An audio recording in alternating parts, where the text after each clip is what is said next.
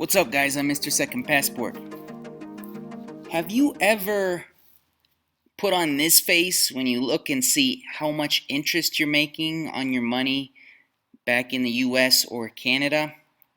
Just pure frustration at the 0.0005% or whatever you make?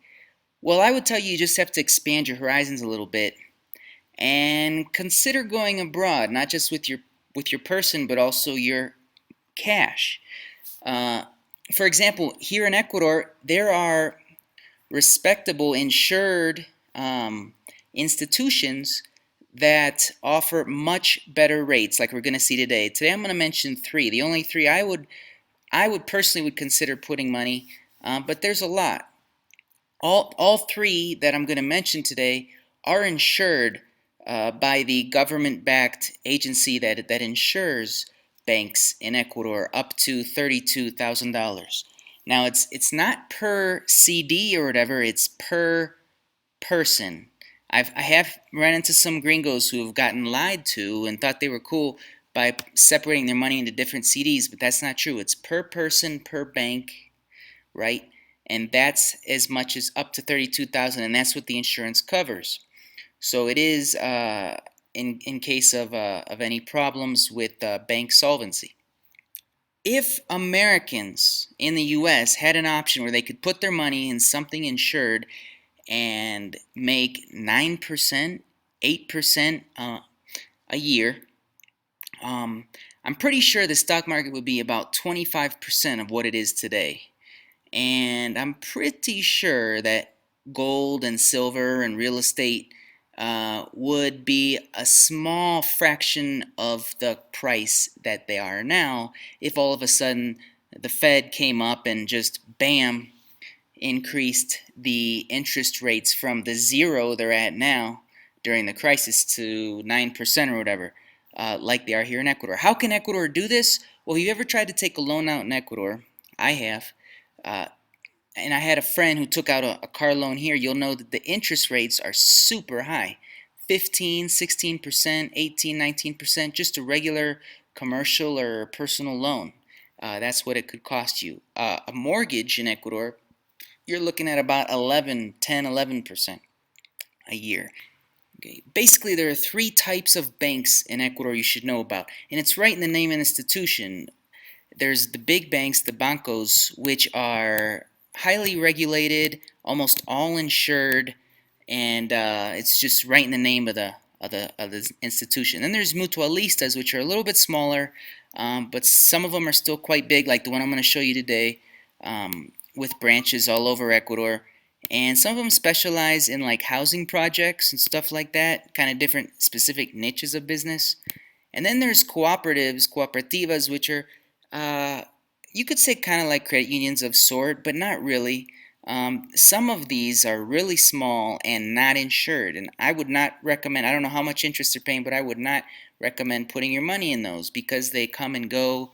But there's a lot of cooperatives or cooperativas that were like the one we're going to see today, which are quite big and are insured by the government. The deposits up to $32,000. Who's this institution that insures these banks? It's the COSEDE. That's the name of the institution. So just ask next time you go in, if you're not sure, are deposits in this bank insured by the COSEDE? And they'll tell you yes or no. The biggest bank of Ecuador is Banco Pichincha. It's all over Ecuador. It's a good bank, super secure. If Banco Pichincha goes under, probably the whole country of Ecuador would. But if you do go up to Banco Pichincha and ask about the CDs, or the magic words in Spanish are Deposito a plazo fijo.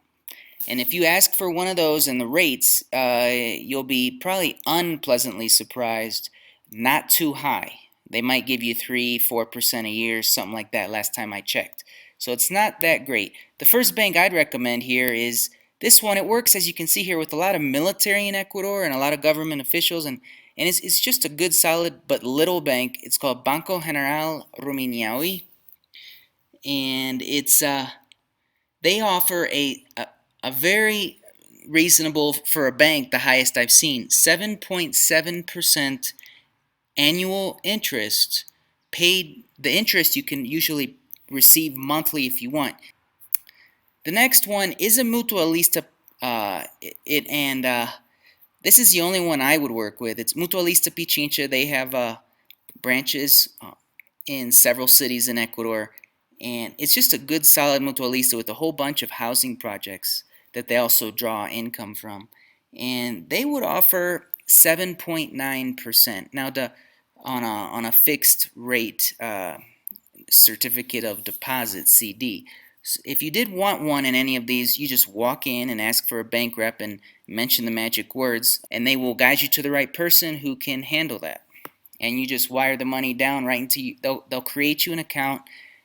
Even being a foreigner, even on just a visitor's visa often, especially the Mutualista and the Coopera, the bigger banks might not be so quick to just open an account for just any foreigner that walks in the door.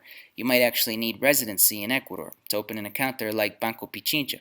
It's not so easy. So the Mutualista Pichincha here, they'll open you an account just being a foreigner, and so will this other one I'm about to show you. This is the JEP. It's probably the biggest cooperativa in all of Ecuador. It is insured by the COSERE, up to deposits up to $32,000. That's the only reason I'm even mentioning it.